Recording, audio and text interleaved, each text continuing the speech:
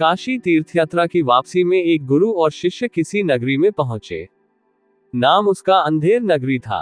शिष्य बाजार में सौदा खरीदने निकला तो वहां हर चीज एक ही भाव, सब धान 22 पसेरी, भाजी टका सेर और खाजा, एक मिठाई का नाम भी टका सेर। शिष्य और चीजें खरीदने के झंझट में क्यों पड़ता, 1 टके का सेर भर खाजा खरीद लाया और बहुत खुश होकर अपने गुरु से बोला, गुरुजी, यहाँ तो बड़ा मजा है, खूब सस्ती हैं चीजें, सब टका सेर। देखिए 1 टका में ये सेर भर खाजा लाया हूँ।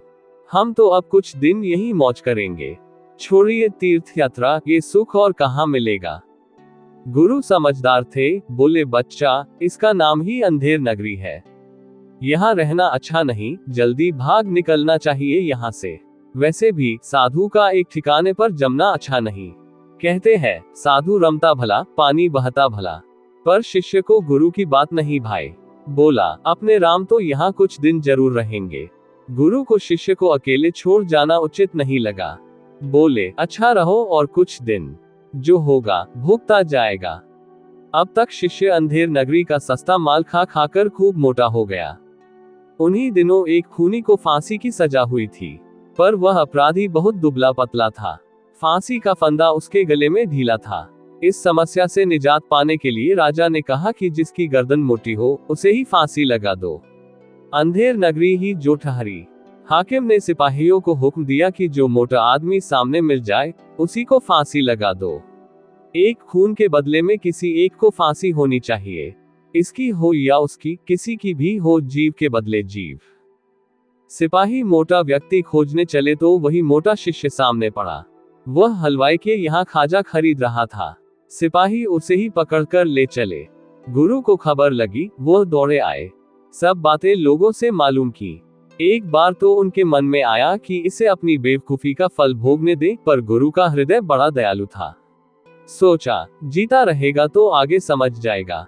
सिपाहियों के पास जाकर बोले, इस वक्त फांसी चढ़ने का हक तो मेरा है, इसका नहीं। क्यों? इस वक्त कुछ घंटों के मुहूर्त में फांसी चढ़कर मरने वाला सीधा स्वर्ग जाएगा।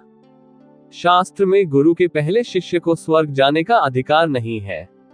शिष्य गुरु की चाल समझ गया, चिल्ला उठा, नहीं गुरुजी, मैं ही जाऊंगा।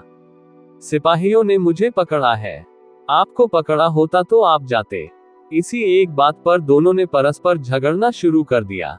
सिपाही हैरान थे, भीड़ इकट्ठी हो गई। फांसी चढ़ने के लिए झगड़ना वहां के लोगों के लिए यह एकदम नई बात थी। जल्दी ही यह बात राजा के कानों तक पहुंची।